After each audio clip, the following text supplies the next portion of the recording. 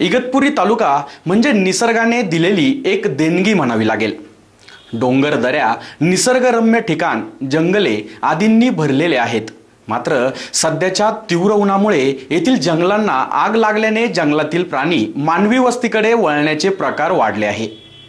खेड गावातील एका तरुणावर बिबट्याने केलेला हल्ला प्रकरण ताजे असताना रविवार दिनांक 14 मार्च रोजी घोडेवाडी येथील एका तरुणावर बिबट्याने हल्ला करत त्यास जखमी केले आहे। इगतपुरी तालुक्यात वन विभागाचे मोठे क्षेत्र आहे। यात मोठी जंगले वसली आहेत। या जंगलात वन्य प्राण्यांचे मुख्य निवासस्थान आहे। मात्र सध्या होणारी जंगलातील वृक्षतोड, ओसाड होणारे डोंगर, वाढत्या शिकारी तसेच जंगलात नागरिकांचा वाढता वावर यामुळे जंगलातील संपत चाललेली पाण्याची स्रोत यामुळे जंगली प्राण्यांचे जंगलातील वास्तव्य धोक्यात आल्याने शिकारीसाठी व पाण्याच्या शोधासाठी आता जंगली हिंस्र प्राण्याने मानवी वस्तीकडेच कूच केलेली दिसत आहे।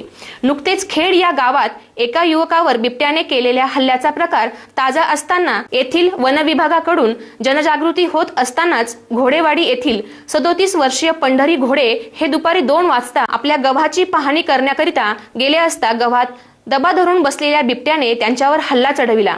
मात्र घोडे यांनी प्रसंगावधान राखून आरडाओरडा करीत या बिबट्याच्या तावडीतून स्वतःची सुटका करून घेतली व बिबट्याने या ठिकाणाहून धूम ठोकली। या हल्ल्यात पंढरी घोडे जखमी झाले।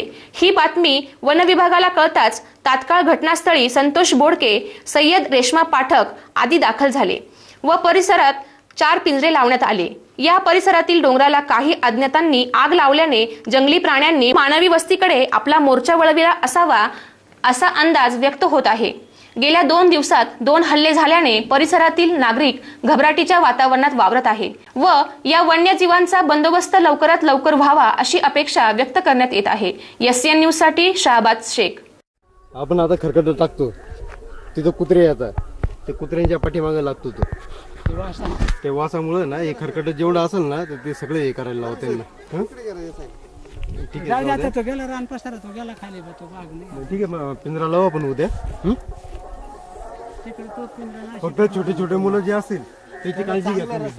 त्याचा रस्ता आहे ना, खाली पट्टी लिंबाची गाडी आहे ना, त्याने असा तो नेहमी जातो। ठीक आहे, तिथे राहतोय ना तो 5 2 2:30 वाजता नेहमी जातोय खाली। फक्त ते खरकट जे असेल ते व्यवस्थित त्याचं एका ठिकाणी हे करा, खड्डा करून ते कुत्रे जमा होता ना